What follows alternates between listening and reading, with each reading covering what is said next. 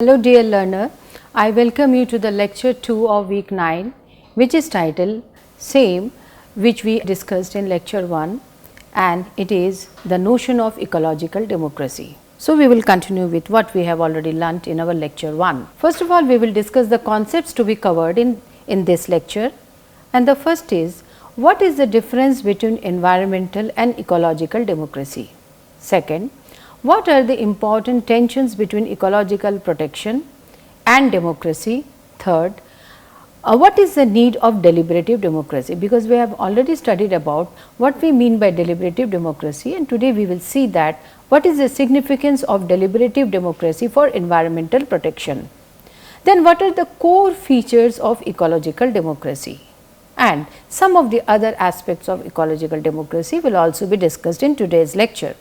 Then we will study a very important element of ecological democracy, which is the notion of democracy without boundaries, because we have already discussed in our last lecture that there is need to reimagine democracy, because with the conventional and traditional notion of democracy we cannot talk about ecological protection in the sense in which we are talking about the notion of ecological democracy. Now, let us take the first point, that what is the difference between environmental and ecological democracy. Now, what is environmental democracy? It aims at addressing the environmental concerns by reforming existing institutions of liberal democracy and capitalism. So, it is not talking about making rapid transformation, it is not talking about completely uprooting the system. It is talking about maintaining reforms, or you can say that it is a reformist way or understanding of bringing about the objectives and the goals of environmental protection. So, it is talking about reforming the existing institutions of liberal democracy or the capitalist mode of production by making improvements here and there, or by making certain laws to bring about changes. And this, they believe, can be done by incorporating environmental values and expanding participatory governance. So, they believe that there are two ways in which environmental democracy can be achieved. First is by incorporating environmental values. If we instill certain values, we can make the process more deliberative, and second is by increasing the participation of the people in the real sense of the term. But ecological democracy moves one step further. It not only criticizes the Western capitalist system and liberal democracy, but argues for bringing about fundamental transformation and changes in it, so as to make it more participatory, cosmopolitan and ecocentric in nature. Kindly give attention to the words which are being used, that is participatory, cosmopolitan and ecocentric in nature. So, ecological democracy is transformative in its intent and also in its practice. It is not only limiting itself to only criticism of the liberal Western democracy and capitalist model, but it is also talking about making complete structural and foundational transformation in the democratic structure, in the economic system, so that the required goals of environmental protection can be achieved. And for that, they say that it has to be participatory, it has to be cosmopolitan. It cannot be nationalist in nature, because the environmental concerns are not limited to particular geographical boundary. It has extended across the nation, it is global in nature, it is cosmopolitan in nature. So, whatever measures you have to take, or when we are talking about a participatory governance, it has to be global in nature. We have to involve the civil society of different countries in the process of the environmental decision making at the global level. So, therefore, it is ecocentric in nature, because as we have already seen in our last lecture that ecocentrism means we are talking about the entire ecosystem with human beings as a part of that system, as a component of the system, and not a supreme, a dominating individual or species who is at the top of the pyramid having the right to dominate and exploit all other natural living being or all other natural resources, animate or inanimate beings. Now, it has been frequently conceived that ecological protection and democracy are in conflict with each other. Now, till now we have actually discussed that, and we have understood that the conventional notion of democracy or the traditional notion of democracy have failed in its attempt to suppress environmental degradation, and also it is not in a position, because of certain values and practices, it is not even in a position to bring about solutions to further to stop the degradation of the environment. But there is another point besides the one we have discussed, is that it has been found, or it has been sometimes conceived by some scholars, that ecological protection and democracy, they are not always on the same wavelength, they are sometimes in conflict with each other also. For example, when less value is given to ecological values, ecological protection and issues of sustainability, then it impinges on democracy. Suppose if the people, they are not following the norms of environmental protection, or they are not giving importance to the values of which are essential for bringing about the ecological security, or they are not concerned about the issues of sustainability, then naturally it will have a very deleterious effect on the democracy, that we know very well. On the contrary, if we want to enforce those norms, if we want the citizens to act in a way so that they are protecting the environment, or they are acting according to certain ecological values, then it may sound to be authoritarian. Therefore, it will impinge on the notion of democratic ideals or values. So, on the one hand, we have to preserve the environment also, on the other hand, we have to do it in a democratic way. So, sometimes in order to enforce or give priority to ecological concerns, the state may have to be little bit coercive, or it may have to use certain force which may appear to be undemocratic in nature. Now, this perceived tension between sustainability and democracy has to be understood with reference to three important trends of contemporary politics. So, it is not simply that these tensions are automatic, but also we find that some of the emerging phenomena or developments in modern politics is also responsible for bringing out these tensions at a much larger level. First is rise of populist politics along with decline of trust in democratic institutions. Now, this has been a very common feature of all democratic countries across the world. There has been tremendous rise of populism or populist policy to woo the voters, to garner more votes, to win elections, because as I have just said that winning election and gaining power and forming government is increasingly becoming the whole sole objective of all political parties in a democracy. So, there is a continuous struggle for power, struggle for position, struggle for winning elections, and because of this continuous struggle, one of the most common means which is used by all political parties is to adopt populist measures. Now, these populist measures always comes at a cost to the environment, because when declaring these populist measures, we are not assessing the impact it will have on the environment. Along with that, another very alarming tendency which we have noticed is that there is a declining trust amongst people in the democratic institutions because of various reasons. There is no time and space now to discuss this point in detail, but I think this point itself have been experienced by all of us at different points of time, and we have also read various articles, and we have also read various news across the newspapers and journals, where we find that people are mentioning about the declining trust of people in the democratic institutions. So, this is another very important alarming trend when we are talking about bringing about ecological protection through democracy. And along with these two developments, the one common development which we all are witnessing is alarming state of environmental degradation, calling for immediate response. There is no doubt that environmental degradation is in a very alarming state, and if we are not conscious about it even now and taking immediate and serious measures to check it, then I have already mentioned quite a number of times that it will be at the cost of our survival. It will be the greatest threat to our life and existence on this earth and also our future generation. Third is environmental activism.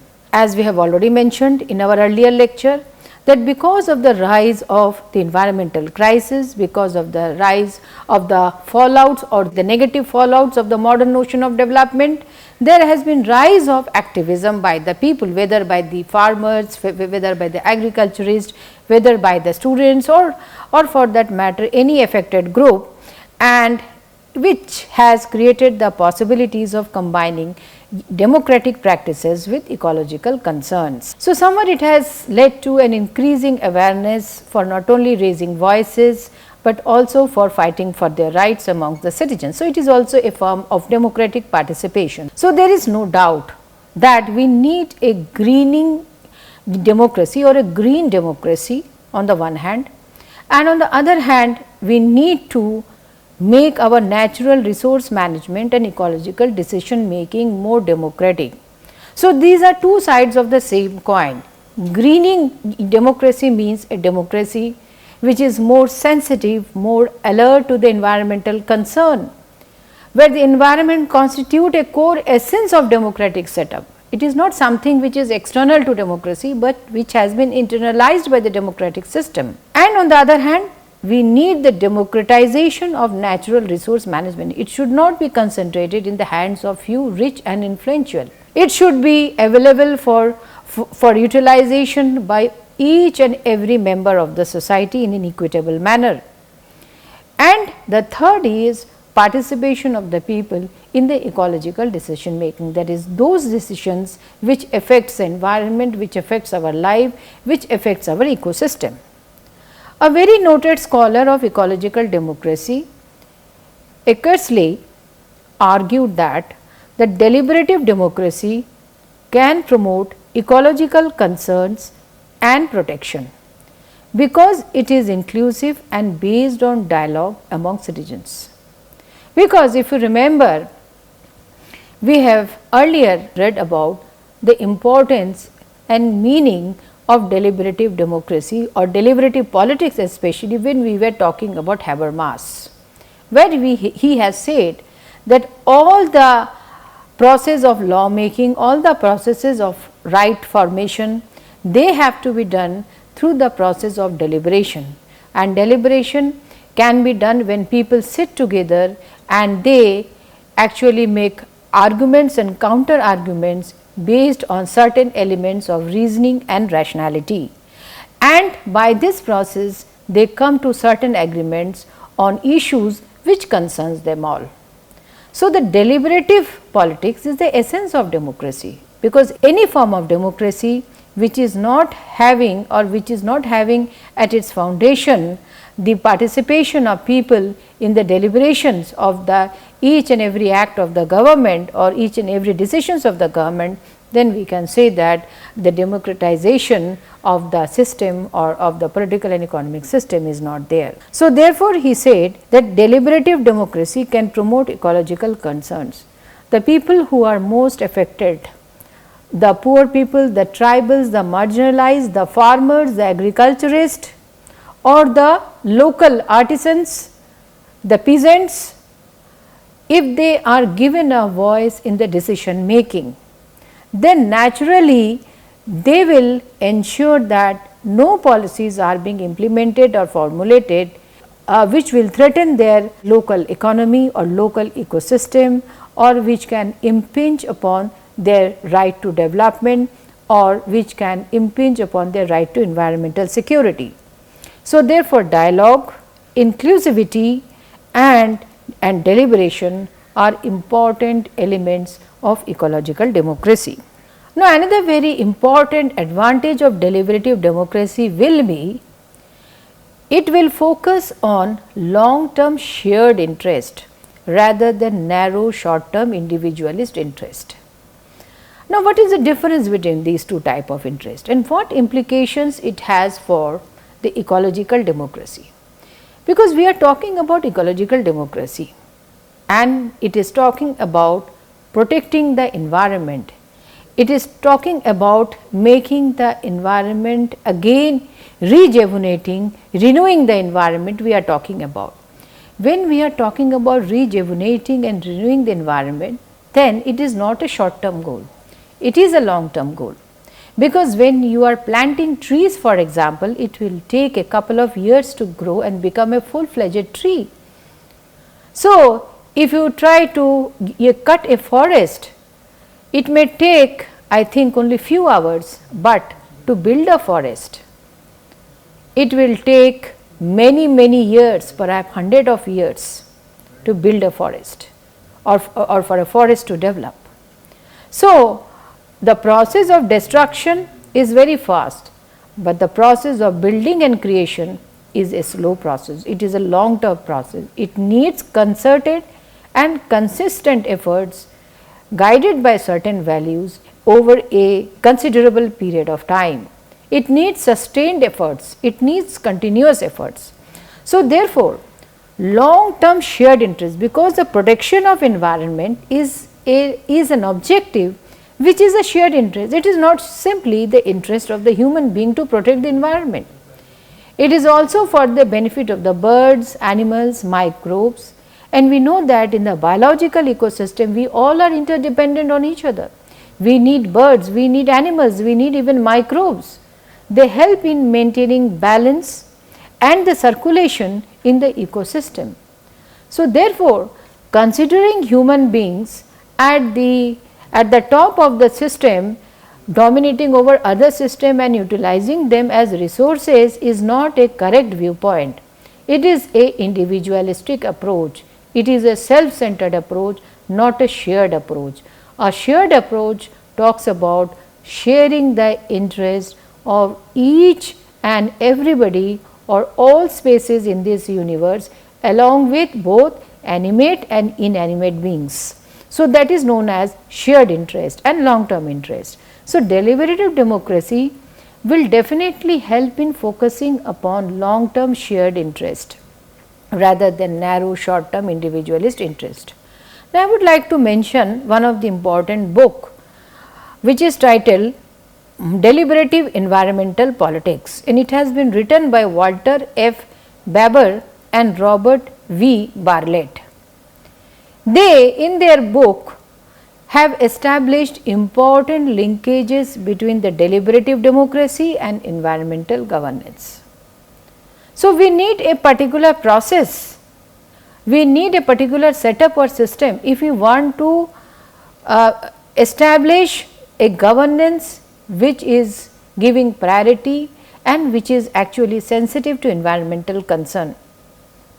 They further argued that in order that environmental protection becomes a norm of culture rather than a mere fact of government, new models of ecological deliberation and deliberative environmentalism are required.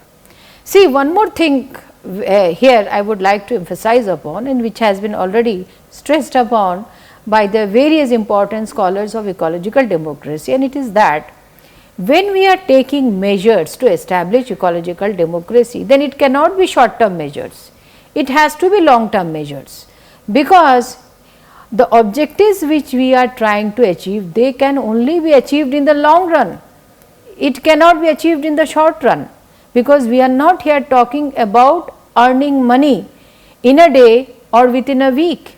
We are talking about protecting the environment, which takes time, and therefore, it cannot be limited to building of certain policies here and there. It is not a incremental approach which will help in building ecological democracy. It is only by inculcating a culture of ecology, a culture of ecology, or you can say a culture of ecological democracy amongst the people or the citizens of a country. Only by this process we can really establish ecological democracy or the objectives of ecological democracy in the long run, or it will be strongly established without any fear of becoming extinct or it fading away. So, therefore, certain conditions are needed before we talk about establishing ecological democracy. The changes should not be incremental, it has to be permanent and long lasting in nature.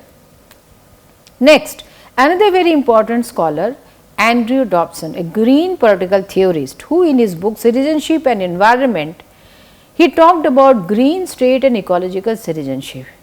In our subsequent lectures, we will talk about in detail the notion of ecological citizenship, which is closely interrelated with the notion of ecological democracy. So, Andrew Dobson, who is a very noted scholar on green political theory, he has mentioned in all his books about the importance of green state and why a certain notion of citizenship is required so that we can really achieve the goals of ecological democracy in the real sense of the term. So, again emphasizing upon the need for reimagining democracy, because the present democratic system have failed to prevent environmental degradation, nor it is in a position to address environmental crisis.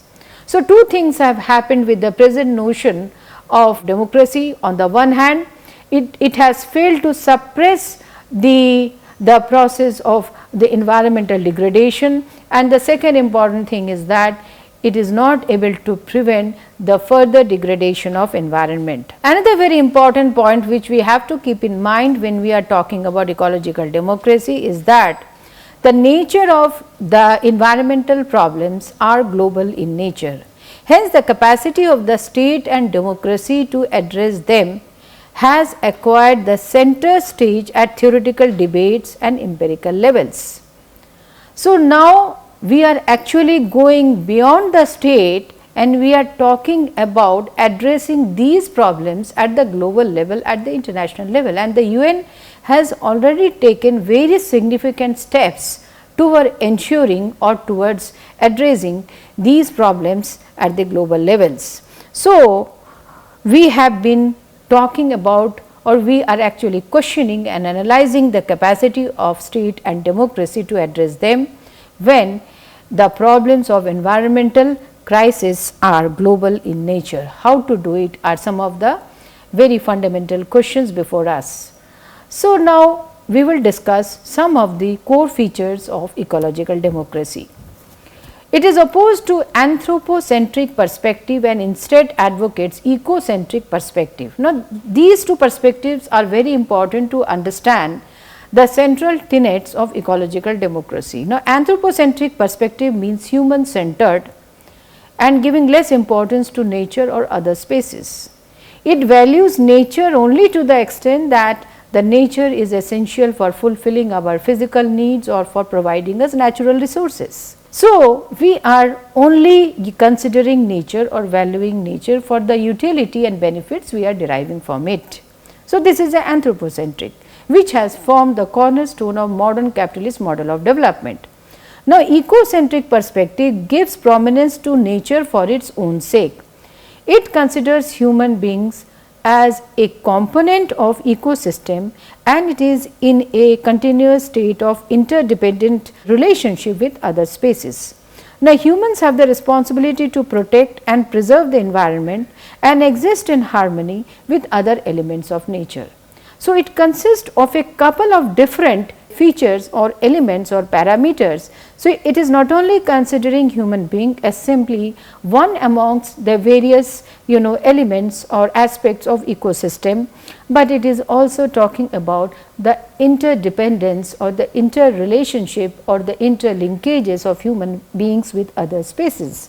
Further, it also stresses upon the responsibility to protect and preserve the environment, because they are having the knowledge, they are having certain qualities or consciousness. So, they are entrusted with more responsibility to protect and preserve the environment and also ensure that the other species or the other living beings are also being allowed to live in harmony with the elements of nature.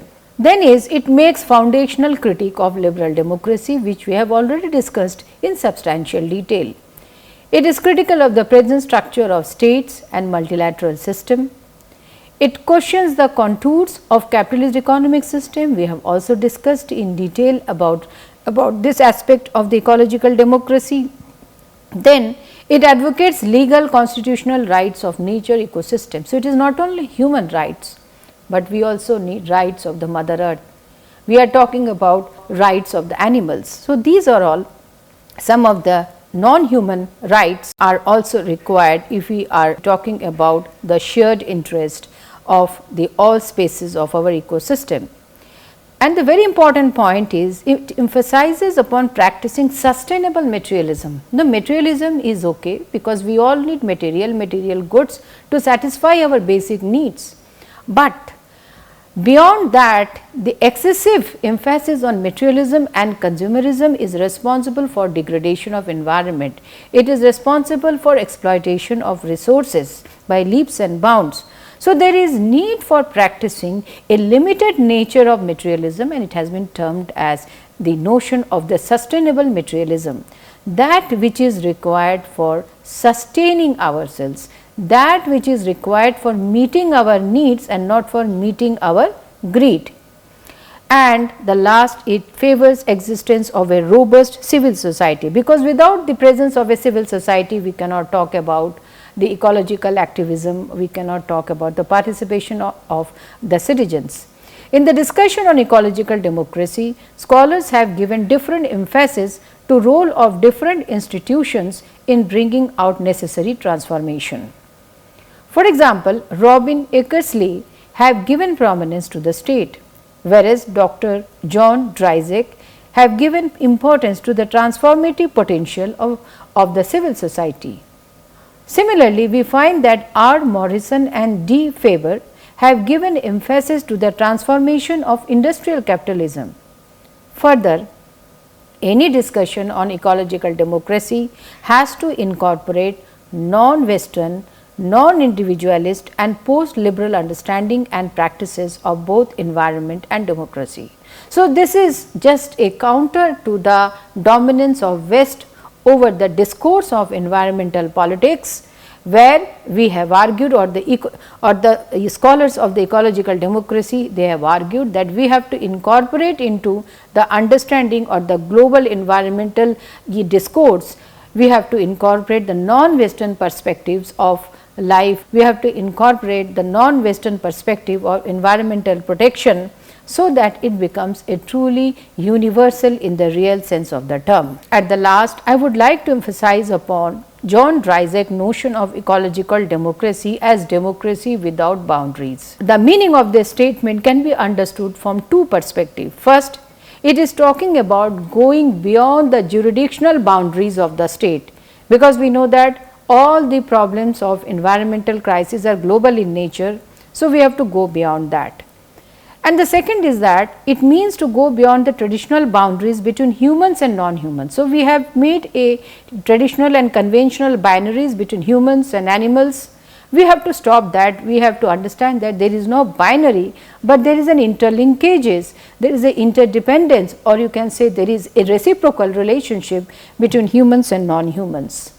So, at the end of this lecture, I have given you a couple of activity questions which are based on the matter which we have discussed in today's lecture, and also there are a couple of thoughts or questions which are aimed at steering your imagination, like, do you think it is possible to redefine the boundaries of democracy to make it more global and greener?